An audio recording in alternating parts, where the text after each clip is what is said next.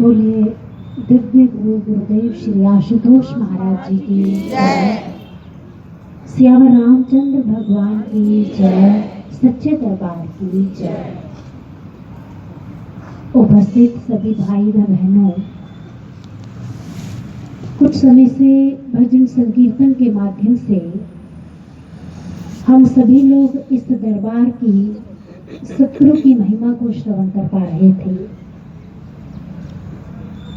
सतगुरु और सतगुरु से दरबार के बीच में संबंध स्थापित करने के लिए एक स्थान हुआ करता है और वो सत्संग है स्थान। सत्संग एक ऐसा स्थान है जिस स्थान पर आने में देरी तो लगती है, लेकिन यहाँ पर आकर मनुष्य के जीवन में परिवर्तन आने में देरी नहीं लगती, बदलने में देरी नहीं लगती।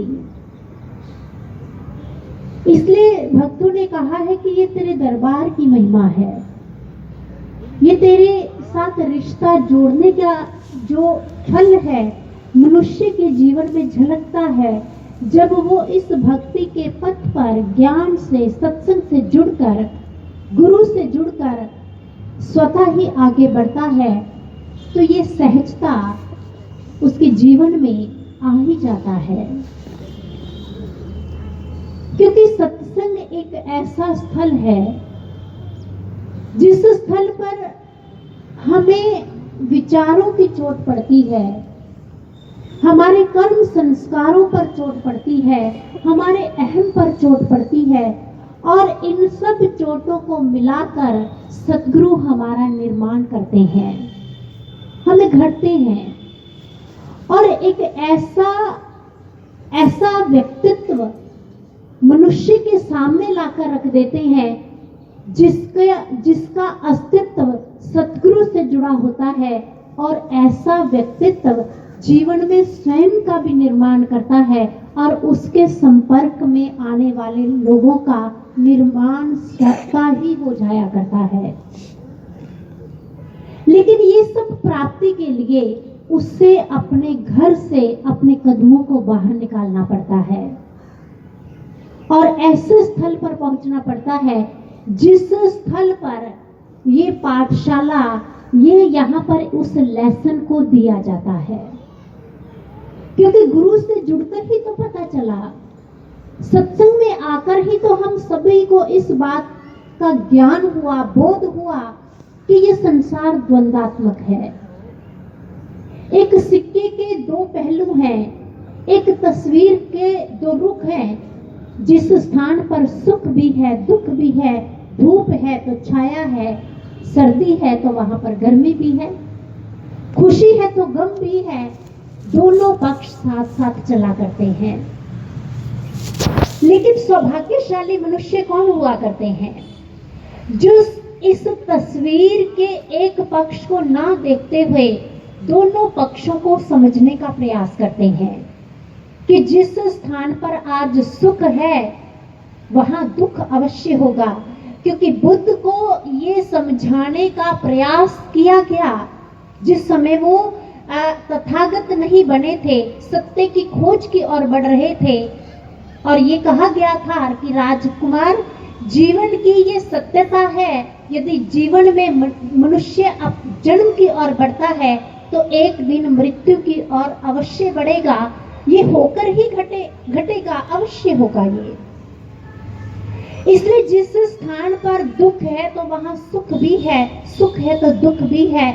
यदि सुबह सर्दी थी तो दोपहर में धूप भी आ जाती है, वहां पर गर्मी का भी एहसास होता है। लेकिन महापुरुषों ने कहा कि विवेकवान मनुष्य कौन होता है? जो खुशी में उछलता नहीं है, सहज रहता है और दुखों से घबराता नहीं है। और ऐसा कौन बताते हैं? सद्गुरु बताते हैं, महापुरुष समझाते हैं।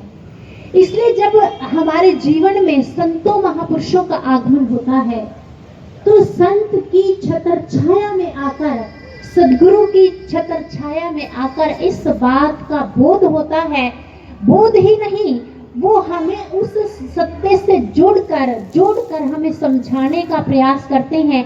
इसलिए हमारे बीच में ऐसे उदाहरण, ऐसे एग्जाम्पल सेट कर देते हैं, बताते हैं कि जीवन के भीतर तुझे दुखों की आंधियों से भी सीखना है और सुखों के हिचकोलों से भी तुझे सीखना है, लेकिन सब कुछ तुम्हारे निर्माण के लिए है।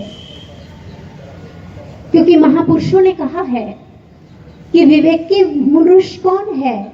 विवेकी वो मनुष्य हुआ करता है, कहते हैं कि जो अपने जीवन में संसार के द्वंद्वात्मक पक्ष में से उस पक्ष की ओर बढ़ता है जिस स्थान पर उसका निर्माण हुआ करता है। जैसे आप देखें, एक छोटी सी बात है कि महापुरुष हमें क्या समझाना चाहते हैं। जैसे किसी व्यक्ति के सामने अंगूर से भरी हुई एक प्लेट है, एक पैकेट पड़ा है। अब यदि एक विवेकी पुरुष है तो वो उसको ग्रहण करके अपने शरीर में उसके औषधीय गुणों का निर्माण करेगा, उसमें सेहत का राज छिपा है। लेकिन अब विवेकी भी मनुष्य क्या करेगा? उस अंगूर के पैकेट को, उस थाली को लेकर उन अंगूरों से शराब तैयार कर लेगा, जो उसके शरीर के लिए लाभदायक नहीं है। महापुरुष क्या करते हैं? महापुरुष संसार के ही द्वंद्वात्मक पक्ष में से हमारे समक्ष वो पक्ष रखते हैं कि जिस पक्ष में से हम कुछ सीख सकते हैं, हम अपने जीवन में सत्यता का अनुभव कर सकते हैं। इसलिए वो हमारे जीवन में ऐसे उदाहरण, एग्जाम्पल सेट कर देते हैं। एक छोटी सी और उदाहरण आती है।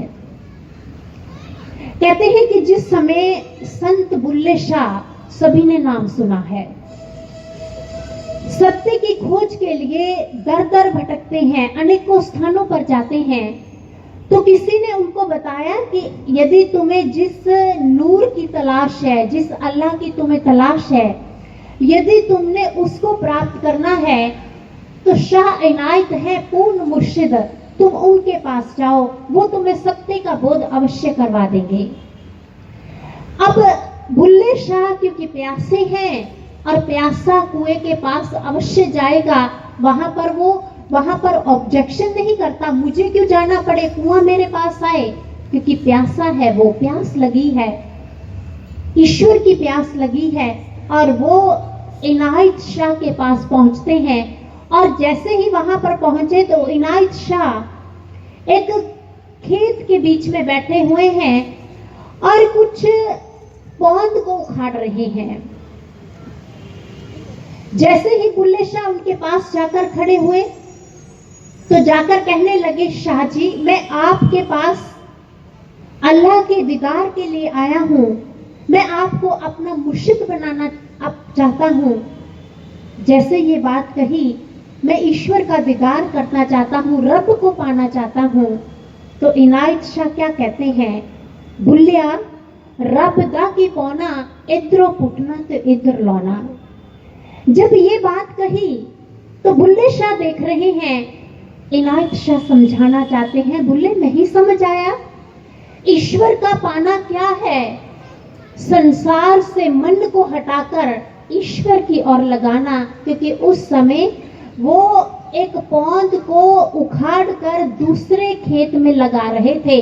वही उदाहरण उन्होंने वहां पर बुल्ले शाह के लिए सेट कर दिया कि ईश्वर का पाना भी तो यही है, मन को संसार से हटाकर ईश्वर में लगा देना ही उसकी सबसे बड़ी प्राप्ति है, उपलब्धि है। यही तो दीदार का एक नियम है कि तू भी उस नियम की ओर बढ़ जा बुलिया, ईश्वर का दीदार, खुदा का दीदार तुझे अवश्य हो जाएगा। और ऐसा हुआ भी। बुल्ले शाह ने जब इस फॉर्मूले को पकड़ा तो एक समय ऐसा आता है कि बुल्ले शाह गली गली में ईश्वर के दीदार की चर्चा, अपने मुर्शिद की चर्चा, उसके दरबार की चर्चा, वो अपने बहुत से सूफियाना अंदाज में लोगों के समक्ष उन्होंने रखा भी है। ये एक बुल्ले शाह की एग्जाम्पल है। अब हम बढ़ते हैं गुरुदेव श्री आशुतोष महाराज जी के दरबार की ओर। दिव्य धाम आश्रम में बहुत से लोग आते हैं और जिस समय महाराज जी समाधि में नहीं गए थे, आप सभी को मालूम है कि उस समय भी बहुत से लोग महाराज जी के दर्शनों के लिए आते थे, जिस समय महाराज जी पंजाब से वापस लौटकर दिव्य धाम आश्रम में आते थे। बहुत से लोग क्वेश्चन आंसर करते थे, अपने प्रश्नों के उत्तर को पाने के लिए उनके पास पहुंचते थे और महाराज जी वहां पर बहुत से लोगों के प्रश्नों को उत्तर देते थे, समझाते थे, समस्याओं का समाधान देते थे। एक बार क्या हुआ, कुछ लोग महाराज जी के पास गए। महाराज जी ने बहुत सी चर्चा की, उन्होंने भी बहुत सी चर्चा श्रवण की, अपने उलझनों को रखा, ईश्वर से संबंधित अपने प्रश्नों को रखा। तो एक व्यक्ति चुपचाप बैठा है, तो महाराज जी ने उनसे पूछा कि तुम्हारा कोई प्रश्न नहीं? महाराज जी उनकी ओर देखकर मुस्कुरा रहे हैं क्योंकि जानते हैं। उसने हाथ जोड़कर कहा कि महाराज जी मेरा क्या प्रश्न होगा, मेरा तो जीवन ही बहुत टेंशन से भरा हुआ है, मैं क्या करूं, बहुत टेंशन है जीवन में। महाराज जी ने कहा तुरंत, महाराज जी कहते टेंशन में तो तभी हो जब अटेंशन नहीं रहते। अब वो व्यक्ति देखने लगा, अटेंशन, टेंशन, मेरा जीवन टेंशन में है और महाराज जी ने कहा अटेंशन नहीं रहते। तो महाराज जी कहते समझे कुछ? उसने कहा नहीं महाराज जी मैं नहीं समझ पाया। महाराज जी ने कहा अटेंशन मायने तुम्हें अलर्ट रहना है, सदैव अपने आप को उस नाम सुमरन से जोड़कर रखना है, जुड़े रहना है, साधना ध्यान करना है। जीवन में टेंशन कभी तो भागेगी। इतनी बड़ी समस्या का समाधान एक छोटी सी बात में महाराज जी ने समझा दिया कि साधना सुमरन से ही तुम्हारी टेंशन जा सकती है। महापुरुष चाहे किसी भी युग में इस संसार में आए, चाहे वो कलयुग, त्रेता, द्वापर या आज प्रेजेंट सिचुएशन है, जो भी आज टेक्नोलॉजी का युग है, सभी संतों महापुरुषों ने एक ही फॉर्मूला दिया कि इस द्वंद्वात्मक संसार के बीच रहते हुए कैसे तुमने सत्य से जुड़कर उस आनंद की ओर बढ़ना है, सुख की ओर बढ़ना है।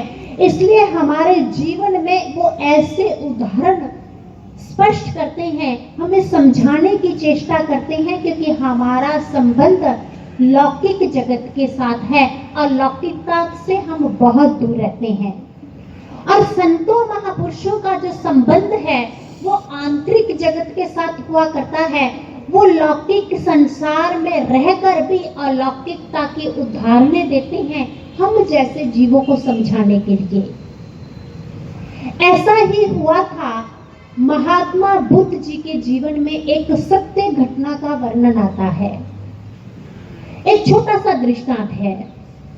एक बार क्या हुआ, महात्मा बुद्ध अपने बहुत से शिष्यों को साथ लेकर एक नगर से दूसरी नगर की ओर जा रहे थे।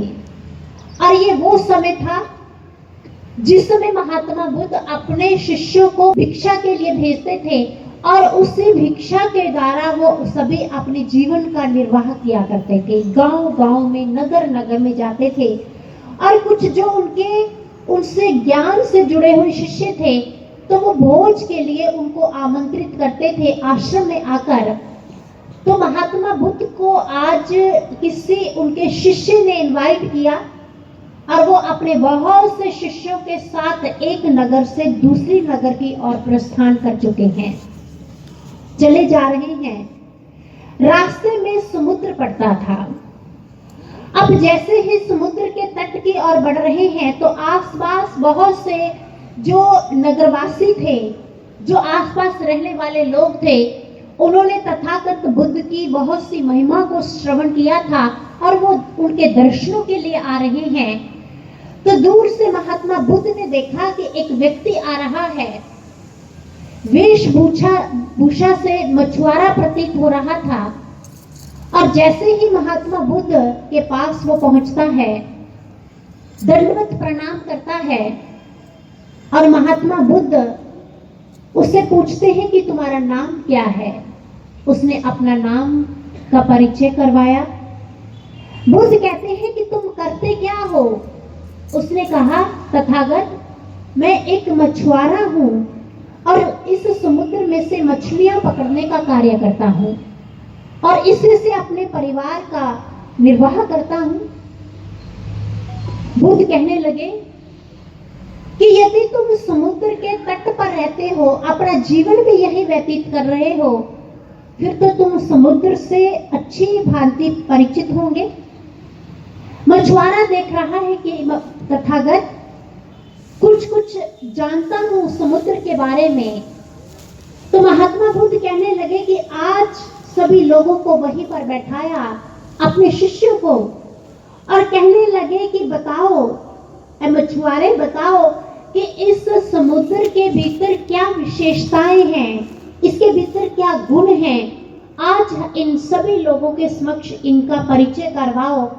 और मछुआरा को जैसे ही ये आज्ञा मिली तो मछुआरा एक एक समुद्र की विशेषता आज महात्मा बुद्ध के समक्ष बताने लगा, उनके गुणों को बता रहा है।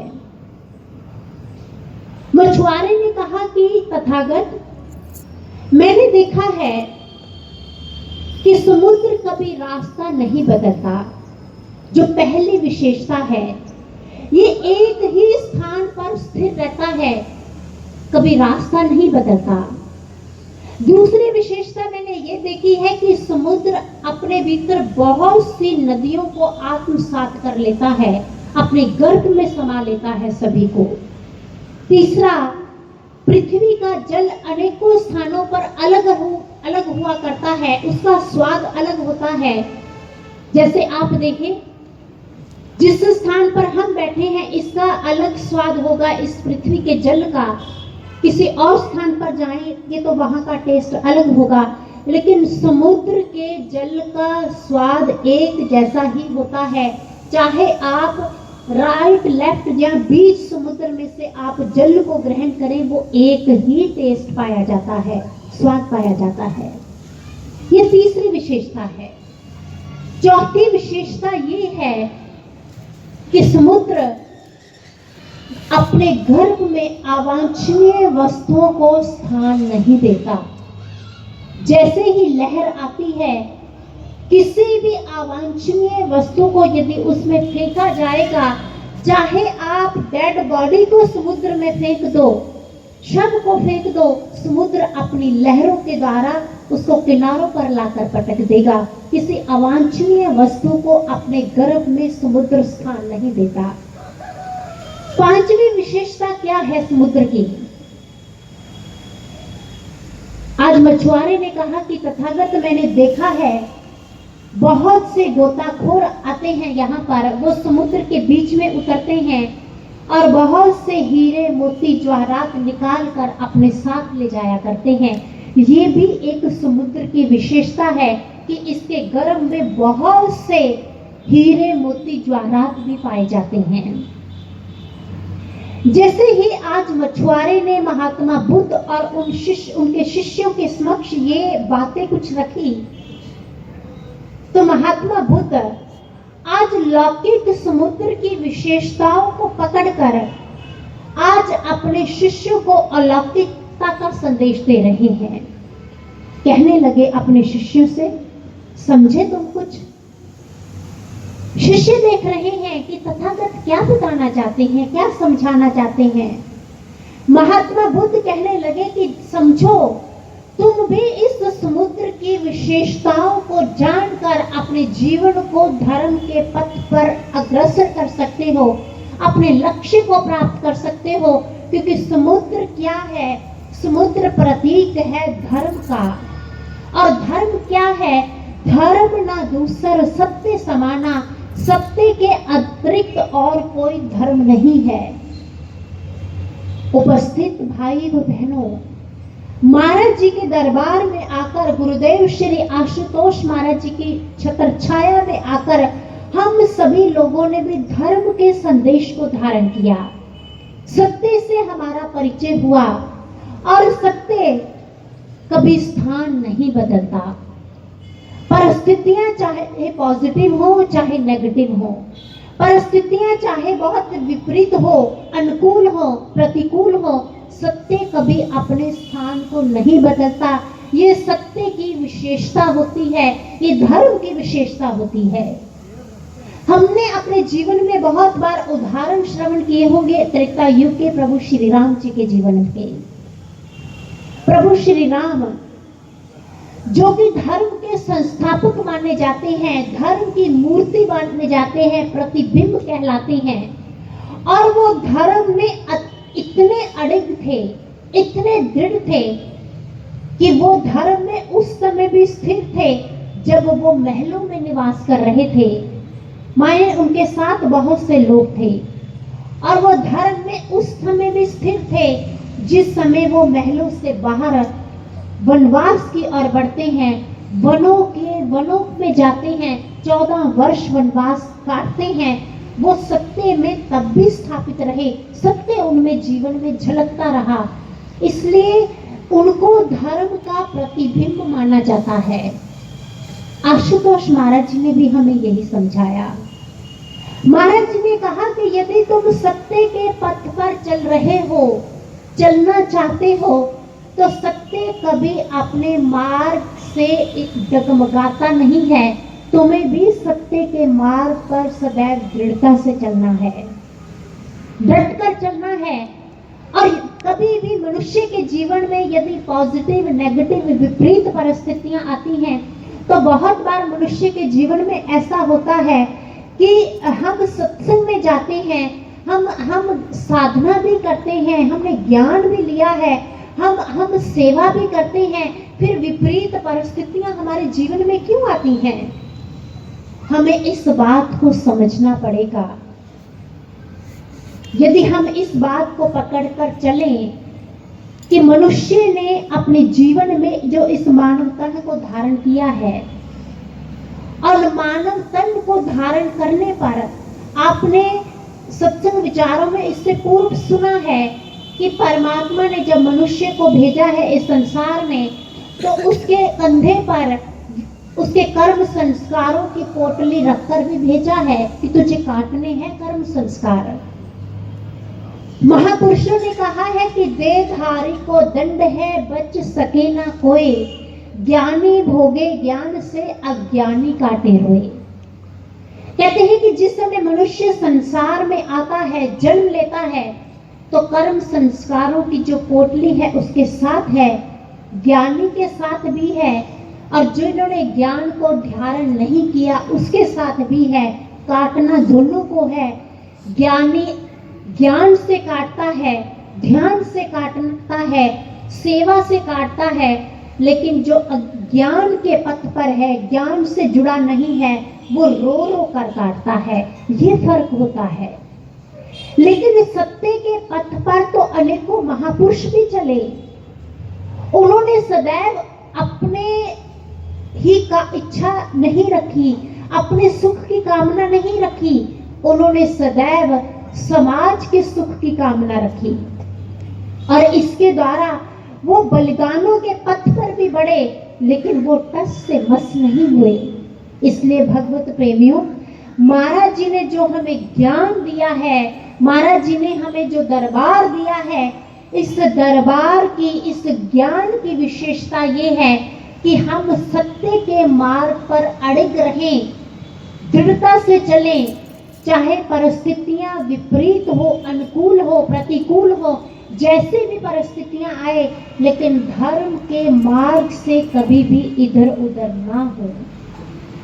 जिस ज्ञान को प्राप्त किया है, ये ज्ञान वो ज्ञान है जिस ज्ञान के द्वारा सभी महापुरुषों ने कहा सब कुछ प्राप्त हो सकता है।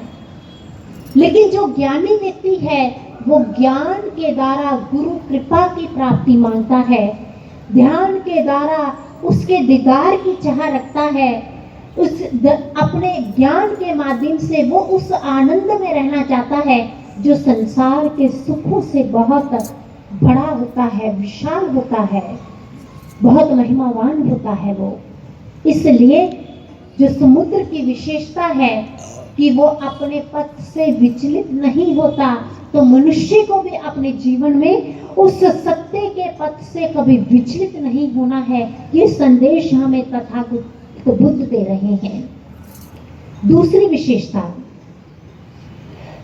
विशेषता ये है, कहते हैं कि समुद्र सभी नदियों को अपने में समान रूप में आत्मसात कर लेता है, मायने मर्ज कर लेता है। यही तो धर्म भी करता है। सद्गुरु के दरबार में भी तो यही होता है। इस दरबार में सभी तरह के लोग आते हैं। इस दरबार में हर कैटेगरी के लोग आते हैं। सभी पद्धतियों से जुड़े हुए लोग आते हैं। सभी समूहों से जुड़े हुए लोग आते हैं। सत्य का मार्ग सभी को समान रूप में मर्ज करता है, किसी के साथ भेदभाव नहीं करता, समान रूप में लेकर चलता है। और सतगुरु की कृपा भी सभी पर समान रूप में हुआ करती है। आप देखें, कहते हैं कि महाराज जी ने एक बार, किसी व्यक्ति ने, उसके मन में प्रश्न आया कि हम पर तो वो कृपा नहीं है जो फला व्यक्ति पर कृपा है। हम अक्सर ऐसा देखते हैं, हमारे जीवन में वो अनुभव नहीं हो रहे जो औरों को अनुभव हो रहे हैं। हमारे साथ वैसा नहीं हो रहा जो दूसरों व्यक्ति के साथ हो रहा है। हम सदैव कंपैरिजन करते हैं, लेकिन गुरु की कृपा कभी पक्षपात नहीं करती। गुरु की कृपा सदैव सभी के ऊपर समान रूप में होती है। जैसे आप देखें, महाराज जी ने एक बार उदाहरण दी। महाराज जी के कक्ष में बहुत से लोग बैठे हुए थे, तो महाराज जी ने कहा कि क्या तुम लोगों ने कभी उदित होते हुए सूर्य की ओर देखा है? हमने कहा जी महाराज जी। महाराज जी ने कहा कि जिस समय सूर्य उदय होता है तो सभी पर समान रूप में अपना प्रकाश डालता है। वो गरीब के घर पर भी उतनी रोशनी देता है जितनी अमीर के घर पर देता है। वो खुले आसमान नीचे जमीन पर वैसे ही किरणें बिखेरता है जैसे एक पेड़ों के ऊपर भी किरणें बिखेरता है। अब किसी के घर में बहुत सूर्य की रोशनी पहुंचती है, किसी के घर में कम पहुंचती है, तो सूर्य इतना अशिष्ट नहीं है, वो घर के दरवाजों को फाड़कर वो उनके भीतर घर में प्रवेश कर जाए। सूर्य के प्रकाश को आने के लिए आपके घर के द्वार के भीतर छोटा सा छेद ही पर्याप्त है, वो रोशनी उसके द्वारा ही भीतर पहुंच जाएगी। ठीक यही ऐसा ही घटित होता है मनुष्य के जीवन में गुरु की कृपा के द्वारा।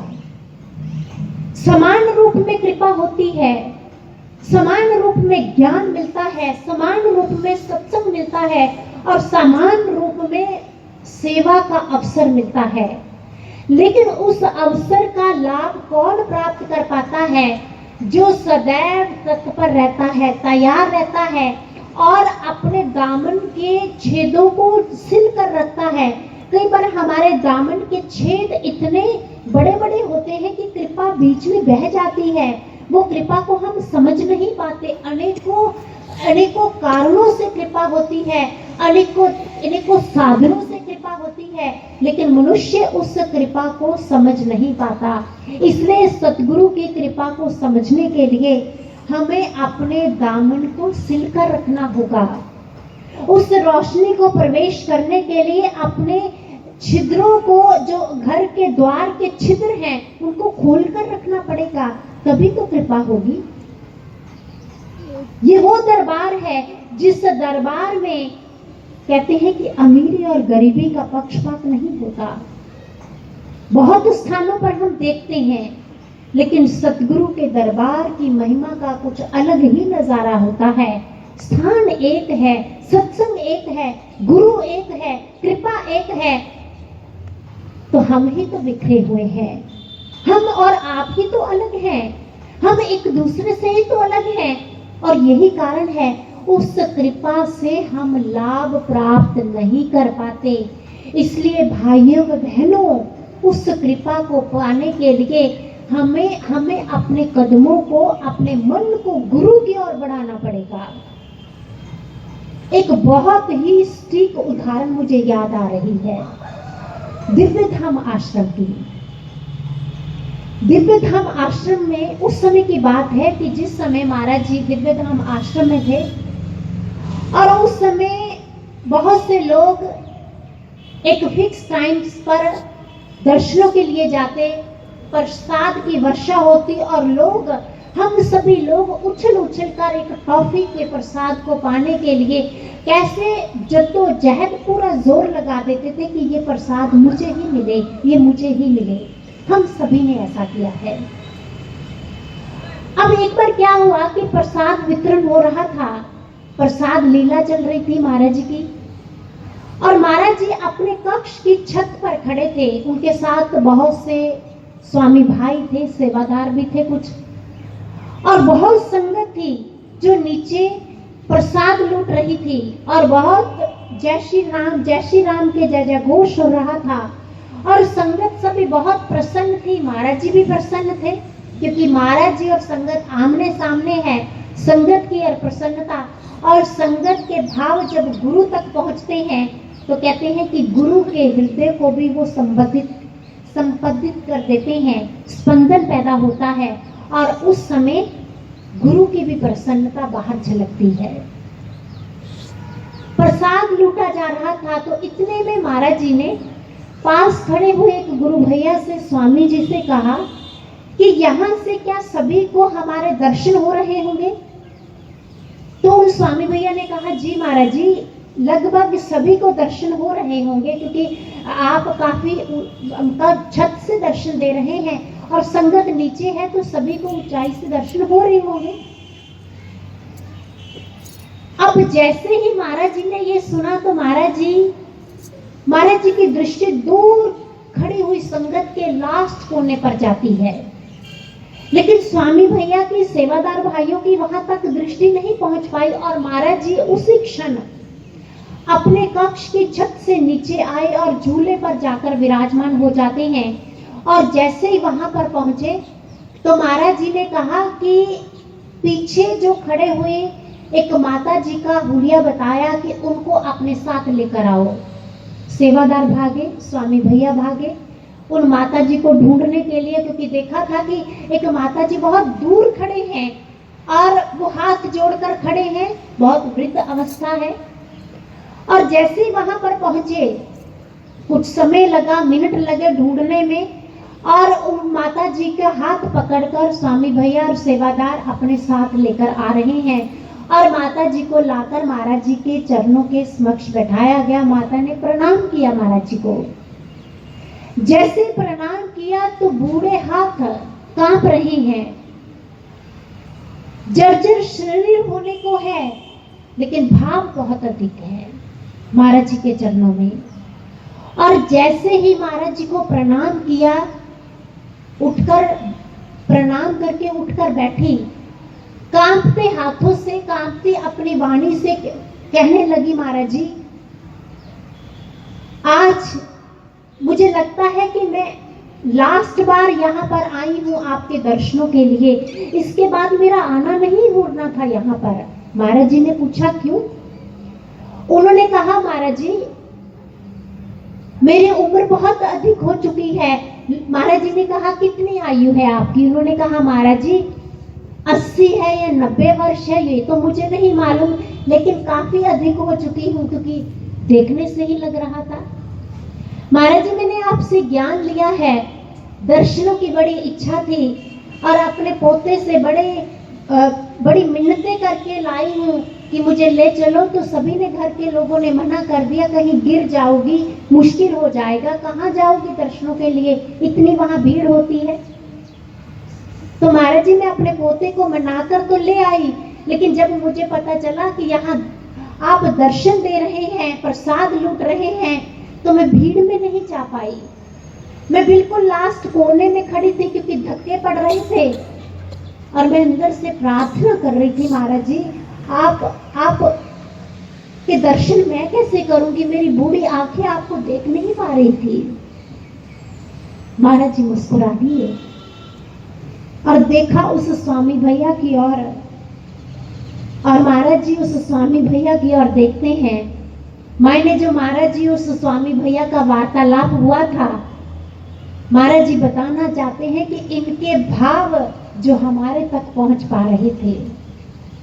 स्वामी भैया ने हाथ जोड़ लिए तो महाराज जी ने उस माँ को प्रसाद दिया, प्रणाम करवाया। तो महाराज जी ने आगे से कहा, अब आप यहाँ नहीं आना। उसने कहा, महाराज जी मैं यहाँ नहीं आऊंगी तो आपसे मिलूंगी कैसे, दर्शन कैसे करूंगी।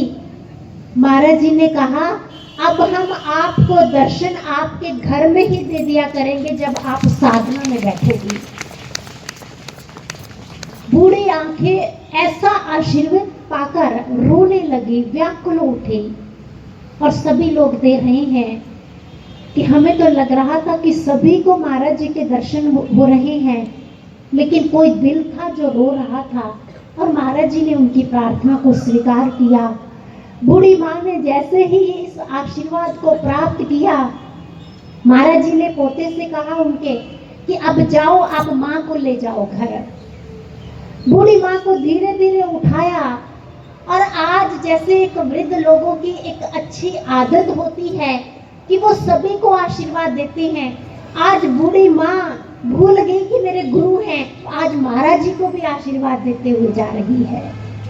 ऐसे भाव और ऐसा गुरु, हैरान होंगे भगवत प्रेमियों कि वो किसी बहुत अमीर तबके से वो माँ संबंध नहीं रखती थी, बहुत मामूली से समूह से वो संबंध रखती थी जिस स्थान से वो आई थी।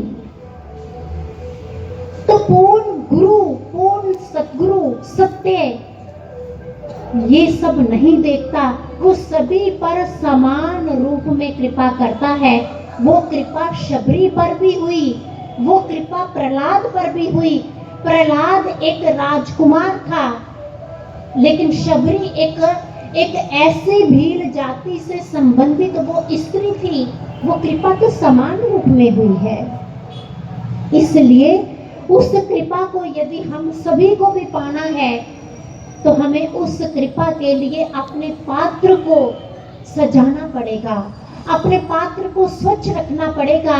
क्योंकि शेरनी का दूध कहते हैं कि सोने के पात्र में ही ठहरता है। सतगुरु की कृपा भी ऐसे पात्र में ही हृदय में ठहरती है जिस स्थान पर इंसान के जीवन में वहां पर किसी और का स्थान ना हो, केवल उसी का स्थान हो। अपने कर्तव्य का निर्वाह करते हुए इंसान केवल मात्र उस सत्य से जुड़कर जब आगे बढ़ता है तो ऐसी कृपा को स्वतः ही वो प्राप्त करता है। उस कृपा से वो जुड़ जाता है, उस कृपा वो अपने जीवन में स्वतः ही बरबस ही गुरु वो तैयार हो जाते हैं। ऐसे कृपा पात्र जब बनते हैं तो गुरु कृपा उसको भर देने के लिए। इसलिए समुद्र जो हमें सिखाता है कि वो समान रूप में सभी नदियों को अपने में मर्ज करता है, किसी नदी के साथ पक्षपात नहीं करता। गुरु भी यही कार्य करता है।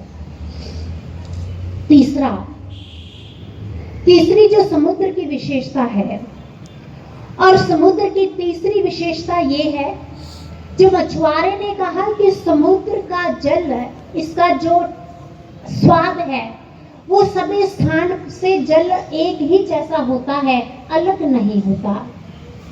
जैसे आपने पहले भी श्रवण किया कि अलग अलग पृथ्वी का जल अलग होता है, अलग स्टेट का जल का टेस्ट अलग होता है, अनेकों स्थानों का जो जल है उसका टेस्ट अलग होता है, लेकिन समुद्र के जल का एक ही स्वाद है, एक ही टेस्ट है, उसका खारापन है।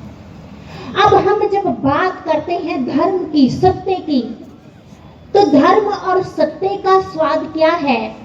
आनंद, सुख, शांति, सहजता, ये उसके स्वाद हैं, ये उसका टेस्ट है। लेकिन जब हम बात कर रहे हैं कि धर्म के साथ, पूर्ण दरबार के साथ जुड़कर सत्य को अपने जीवन में धारण कर व्यक्ति यदि उस टेस्ट को अनुभव नहीं कर पाता तो कारण क्या है? पहले हम इस पॉइंट को स्पष्ट करते हैं कि मनुष्य के जीवन में वो आनंद, वो सहजता, वो खुशी और वो एक स्थिरता, उसका आगमन कहां से होता है? हम और आप जब किसी से मिलते हैं, छोटी सी बात है, जब हम किसी से मिलते हैं हम एक दूसरे से पूछते हैं, क्या कहते हैं? क्या समाचार है? सब कुशल से तो हो, आनंद से तो हो? हम एक बड़े फॉर्मेलिटी आगे से कहते हैं, जी कुशल है, मंगल भी है, सब आपकी दया से, भगवान की कृपा से सब ठीक ठाक है। संत कबीर से भी किसी व्यक्ति ने यही प्रश्न किया।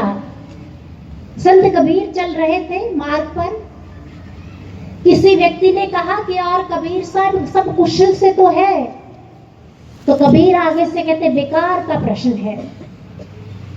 बड़ी अजीब बात है, कोई व्यक्ति आपसे कहे कि आनंद से तो हो, आप उसे कहो बेकार का प्रश्न है, कैसा लगेगा? लेकिन संत है और संतों के बारे में ये कहा जाता है कि संत की बातें अटपटी, झटपट लखे ना कोई, जो प्राणी झटपट लगे तो तटपट दर्शन होए। समझाना चाहते हैं, लौकिक से अलौकिकता की ओर लेकर जाना चाहते हैं, बाहिर्मुखी से अंतर्मुखी बनाना चाहते हैं। तो जब कबीर से उस व्यक्ति ने प्रश्न किया कि आपने ऐसा क्यों कहा कि बेकार का प्रश्न है, हमने तो आपसे पूछा है कि सब कुशल मंगल तो है, तो कबीर वहां पर क्या कहते हैं? कुशल कुशल सब तो कहे, कुशल भया ना कोई, मन मोया ना माया मोई, कुशल कहां से होए।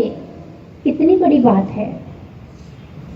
वो कहते सभी कहते हैं कुशल से तो है, खुशी से तो है, कहां से सुखी होंगे, कहां से कुशलता जीवन में आएगी? जब तक मन है और जब तक माया में है, कुशलता जीवन में नहीं आ सकती। मन 1 मिनट में भरमाता है, माया 2 मिनट में भरमाती है, और 1 मिनट में खुशी गम में परिवर्तित होती है, गम खुशी में परिवर्तित होता है। और जिस स्थान पर बदलाव है तो वहां पर क्या होगा? वहां पर स्थिरता नहीं आ सकती, वहां पर परिवर्तन नहीं आ सकता। इसलिए विभीषण जी से प्रभु श्री राम ने भी यही पूछा। प्रभु श्री राम कहते हैं, जिस समय लंका का परित्याग कर अपने परिवार सहित प्रभु श्री राम पहुंचते हैं, प्रभु श्री राम की शरण में विभीषण पहुंचते हैं, समुद्र के तट पर बैठे हैं, तो विभीषण जी से प्रभु श्री राम ने कहा, और विभीषण कहो, अपने परिवार सहित लंका में सब कुशल मंगल से तो थे? विभीषण हाथ जोड़कर कहने लगे, प्रभु लंका के भीतर रहकर कुशलता की कामना करना भी मेरे लिए बहुत कठिन था, और यही तो मेरे जीवन में सबसे बड़ा दुख था कि वहां पर रावण के साम्राज्य के भीतर, पाप नगरी के भीतर कुशलता की कैसे कामना की जा सकती थी? क्योंकि मुझे ये समझ नहीं आया। आपने ये प्रश्न मेरे से भूतकाल या वर्तमान के संबंध में पूछा है, तो प्रभु कहने लगे, अच्छा भूतकाल का तो तुमने बता दिया, अब वर्तमान का बता दो कि कुशल से तो हो। तो विभीषण कहने लगे, प्रभु जब कोई जीव आपकी शरण में आ जाता है, आपसे ज्ञान दीक्षा को प्राप्त कर लेता है, उसके जीवन में फिर भी कुशलता ना हो, वो प्रसन्न ना हो, तो उसको जीवन की कोई खुशी आनंद प्रदान नहीं कर सकती। क्योंकि खुशियां क्षणिक है, आनंद स्थिर है, वो कभी बदलता नहीं। इसलिए इस दरबार में आपकी शरण में आने का मेरे जीवन का जो उद्देश्य है, हे प्रभु आज पूर्ण हुआ। मैं आज आपकी शरण में हूँ, तो मेरे जीवन में तो कुशल ही कुशल है, मंगल ही मंगल है।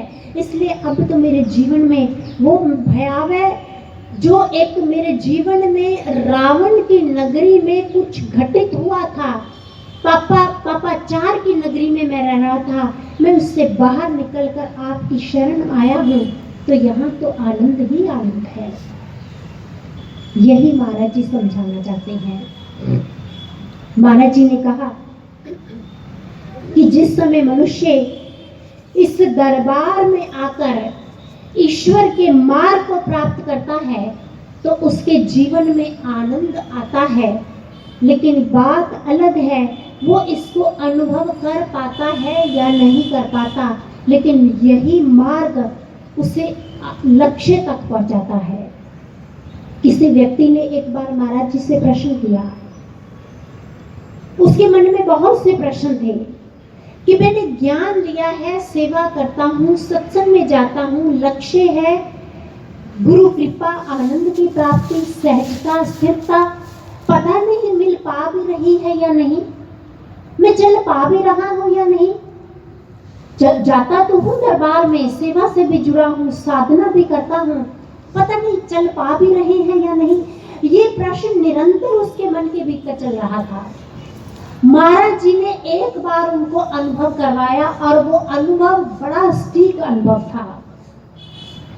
महाराज जी ने अनुभव में आए, महाराज जी ने कहा कि क्या तूने कभी हवाई जहाज की यात्रा की है?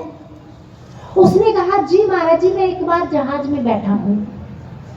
महाराज जी ने कहा कि जब तुम जहाज में बैठते हो तो तुम्हें कैसा फील होता है? जब जहाज चलता है तो क्या तुम साथ साथ चलते हो? क्या उसने सोच कर कहा महाराज जी जब जहाज में बैठते हैं तो बैठे हुए तो बिल्कुल नहीं लगता कि हम चल रहे हैं, ऐसा लगता है बस हम अपनी सीट पर बैठे हैं। तो महाराज जी ने कहा कि लेकिन ऐसा तो नहीं होता, जहाज चलता है तभी तो आपके गंतव्य तक, आपकी डेस्टिनेशन तक आपको पहुंचाता है और हजारों किलोमीटर का सफर तय कर आपके लक्ष्य तक आप पहुंच जाते हो। उसने कहा जी महाराज जी बात तो ठीक है।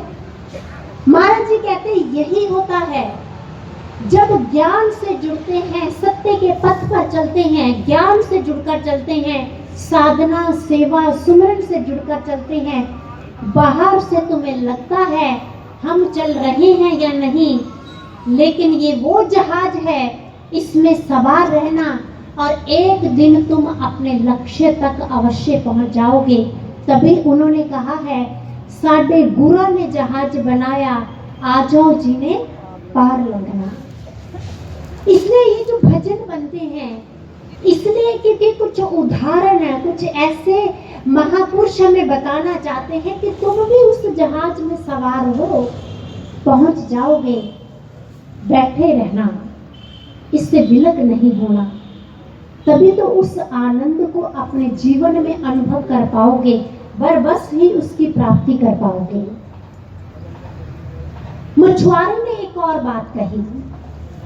मछुआरे ने कहा कि तथागत समुद्र अपने गर्भ में किसी शव को स्थान नहीं देता, अवांछनीय वस्तु को स्थान नहीं देता। यही तो सत्य के साथ होता है। हम और आप जब इस मार्ग पर चल रहे हैं, हमारे साथ हमारा मन भी है, हमारे विकार भी हैं, हमारे संस्कार भी हैं और हमारे तर्क भी हैं, हमारे कुतर्क भी हैं, सब कुछ है साथ साथ। लेकिन सत्य के मार्ग पर चलते हुए, हम सत्य के पथ पर चलते हुए पूर्ण लाभ को कैसे प्राप्त कर सकते हैं, कैसे उसमें मर्ज हो सकते हैं, कैसे उस स्थिरता को प्राप्त कर सकते हैं, तो हमें क्या करना पड़ेगा? हमें अवांछनीय वस्तुओं को बाहर करना पड़ेगा। जब कोई पर्व आते हैं ना, जैसे दीपावली है, कोई ऐसे छठ पूजा है जो आज मनाया जाता है, सभी पर्वों को बहुत से धर्म के लोग मनाते हैं,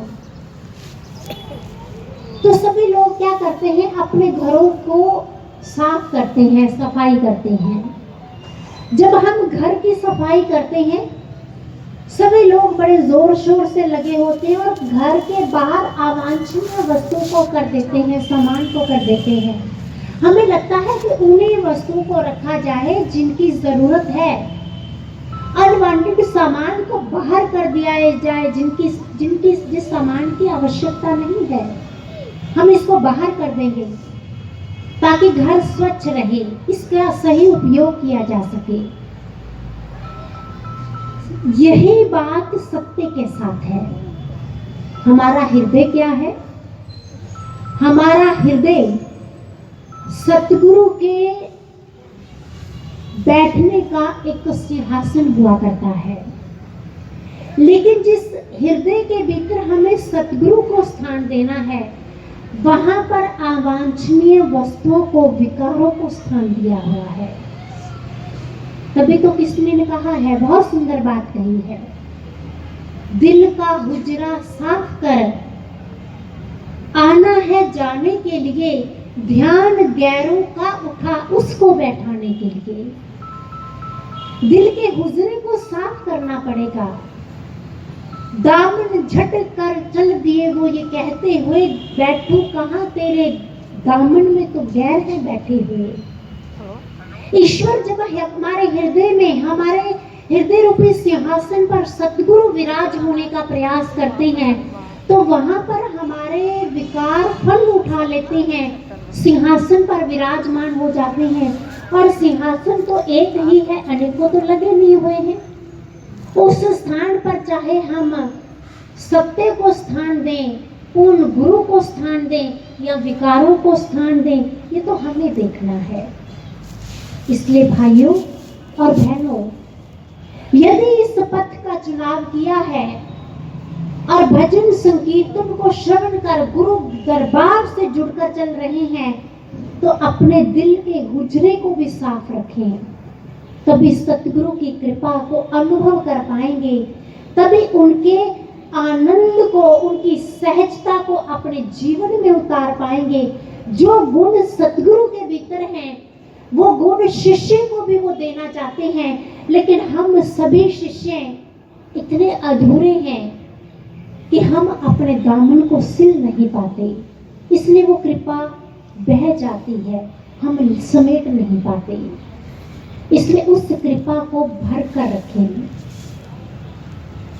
मछुआरे की अंतिम जो महात्मा बुद्ध को बताई हुई समुद्र की विशेषता, वो ये, उसने कहा, तथागत मैंने देखा है बहुत से समुद्र के तट पर गोताखोर आते हैं, डुबकी लगाते हैं, और डुबकी लगाने के उपरांत तो वो बहुत से हीरे मोती जवाहरात समेट कर अपने साथ ले जाते हैं। ऐसा ही होता है, सतगुरु के दरबार में भी डुबकी लगानी पड़ती है। सत्संग डुबकी है, साधना डुबकी है। और जब हम बार बार डुबकी लगाते हैं, बार बार उससे जुड़ते हैं, तो हम बार बार जुड़कर उससे उस कृपा को समेटते हैं, और फिर हमारे जीवन में परिवर्तन आरंभ होता है। क्योंकि उस कृपा को पाने के लिए, जैसे आप देखें, कहते हैं कि जब हम अपने घर में दर्पण को देखते हैं, तो दर्पण हमें क्या दिखाता है? जो हमारे वस्त्रों की मलिनता, हमारे चेहरे पर जो दाग धब्बे हैं, हमें वो दिखाता है। सत्य से हमारा साक्षात्कार करवा देता है। ठीक यही होता है, सतगुरु के कृपा को समेटते हुए जब साधना में हम उतरते हैं, और उस समय हम साधना से जुड़कर, कहते हैं मिरर क्या है? माई एरर। जो हमारी जो एरर्स हैं हमारे जीवन में, जो हमारी कमियां हैं, हमें वो प्रत्यक्ष दिखाई देती हैं। वो मिरर हमारे जीवन में आता है, सामने प्रकट होता है। इसलिए उसके उपरांत जब हम उस पर काम करते हैं, इंट्रोस्पेक्शन होती है हमारे जीवन में कि हमें अवलोकन करना है, हमें अपने भीतर भी झांक कर देखना है, तो फिर हम अपने डेस्टिनेशन की ओर बढ़ते हैं, अपने गंतव्य की ओर आगे बढ़ते हैं। और उस समय जब गंतव्य की ओर बढ़ते हैं, और एक समय अवश्य ऐसा आता है, प्रत्येक मनुष्य अपने लक्ष्य को अवश्य पूर्ण कर पाता है, करेगा, करता रहा है शिष्य, और करता ही रहेगा, यदि उसका ऐसा सभी विशेषताओं को समझकर मार्ग पर चलने का प्रयास है, तो एक दिन मार्ग पर अवश्य चलता रहेगा। और अंतिम बात, एक अनुभव के माध्यम से मैं यहीं पर अपने विचारों को वाइंड अप करूंगी। महाराज जी ने हम सभी के लिए एक बहुत सुंदर अनुभव किसी शिष्य को करवाया, किसी प्रेमी भाई को करवाया। जब महाराज जी समाधि में गए और उस समय उस गुरु भाई के मन में बहुत से प्रश्न चल रहे थे, महाराज जी आप कहाँ हैं, कब आएंगे, अनेकों उथल पुथल विचारों के भीतर अनेकों संशय और अनेकों तरह का समाधान, बहुत कुछ चल रहा था। और एक बार उसने बहुत प्रार्थना की, निरंतर प्रार्थना करने के उपरांत महाराज जी ने उससे एक दिन अनुभव करवाया। महाराज जी ने कहा कि तू इतना विचलित क्यों है, हम कहाँ गए हैं। उसने कहा महाराज जी आप समाधि में हैं, सामने नहीं है, हमें बाहर से दर्शन नहीं हो रहे। तो महाराज जी ने उसको एक उदाहरण बताई। महाराज जी ने कहा कि तुमने कभी क्या किसी पेड़ पर किसी पक्षी के घोंसले को देखा है। उसने कहा जी महाराज जी मैंने देखा है। महाराज जी ने कहा कि पक्षी अपने घोंसले में अपने बच्चों को रख कर जाता है। ऐसा नहीं होता कि वो पक्षी सदैव घोंसले में ही बैठा रहे। वो सुबह उड़ान भरता है, कुछ समय लौट कर आता है। तो जब लौट कर आता है तो क्या लेकर आता है। तो उसने कहा महाराज जी पक्षी अपनी चोंच में मैंने देखा है दाना भोजन लेकर आता है और अपने बच्चों की चोंच में डालता है और वो दाना वो भोजन उसके बच्चों के पेट में चला जाता है। ये मैंने बड़े निकट से देखा है। महाराज जी ने कहा बस यही, इस बात को पकड़े रखना। हम भी तुम्हारे लिए हमने एक घोंसला बनाया है और वो घोंसला क्या है, दिव्य ज्योति जागृति संस्थान। इस घोंसले में तुम लोगों को छोड़कर हमने भी उड़ान भरी है, तुम्हारे लिए हम भी कुछ लेने गए हैं। उसने कहा महाराज जी क्या लेने गए हैं। तो महाराज जी ने कहा हम भी तुम्हारे लिए दाना लेने गए हैं, तुम्हारे ब्राइट फ्यूचर का दाना। ऐसा फ्यूचर जिसको दुनिया देखेगी, दुनिया नमस्कार करेगी और दुनिया जिस समय ये कहे कि वो देखो शिष्य है आशुतोष का शिष्य जा रहा है, बस उस समय के लिए तुम्हें इस दिव्य ज्योति जागृति संस्थान रूपी घोंसले में टिक कर बैठे रहना है। तभी एक समय आएगा जब हम लौट कर आएंगे उस उड़ान से, क्योंकि ये उड़ान बेशक इस समय लंबी है लेकिन ऐसा नहीं है कि लौट कर नहीं आएंगे। लौट कर आएंगे तो तुम्हें इस घोंसले में ही मिलेंगे, कहीं और नहीं मिलेंगे। ये महाराज जी ने कहा।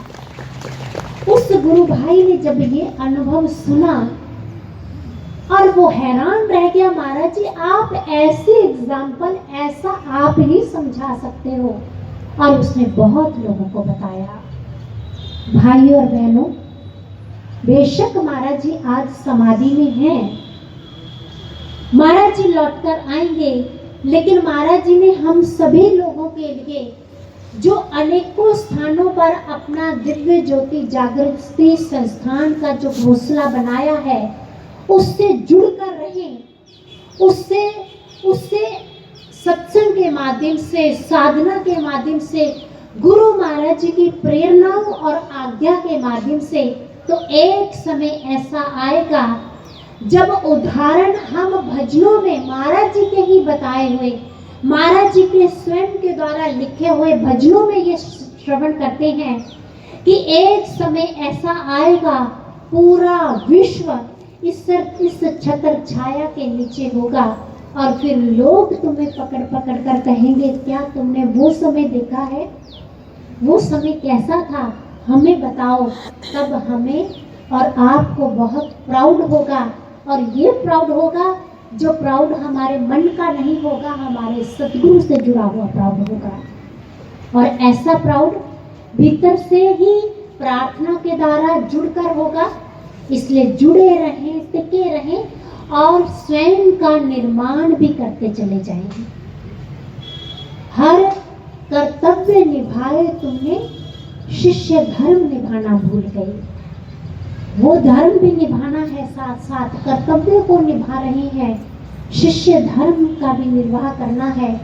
और जुड़कर डटकर चलें और सदैव प्रार्थना से जुड़े रहें, तब हम इस आनंद को अनुभव कर पाएंगे। और आइए इसी के साथ आज के सत्संग विचारों को हम यहीं पर विराम देते हैं। आइए अंत में गुरु महाराज जी के चरणों में एक बार जोर से बुलंद आवाज में जय घोष अर्पित करेंगे, ताकि हम महाराज जी के, क्योंकि महाराज जी अंतर्यामी हैं, हम अपने भावों को जय घोष के द्वारा हम ये बताने का प्रयास करें, महाराज जी वी आर रेडी, हम तैयार हैं एनी सिचुएशन, किसी भी चीज को फेस करने के लिए। बस आप हमारे साथ रहें और हम आपके साथ रहें। आइए जय घोष बुलंद आवाज में बोलिए। गुरु दिव्य गुरु गुरुदेव श्री आशुतोष महाराज जी की जय। जय श्री राम, जय श्री राम, जय श्री राम, जय श्री राम, सच्चे दरबार की जय।